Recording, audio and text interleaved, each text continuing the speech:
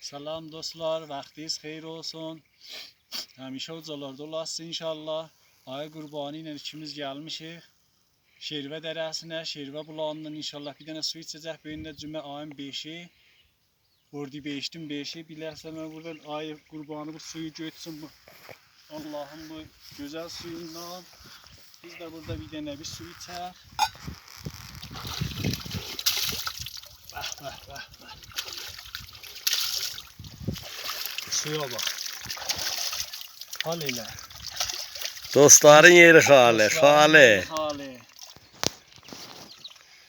Dostların Nuş olsun, nuş. Dostların sağlığına.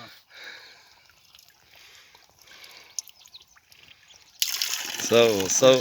Yaşa kişi, yaşa. Gittim gördüm bulayaqdadır. Ay kızım mənə bak. Alizini yumayaqdadır. Ceyran mənə bak. Xumar oldum, xumayar. Çatan köyüne nazibədən gördüm bir hal oldum, bir tab oldum, bir tayayayım. Sağ ol ya. Yaşa.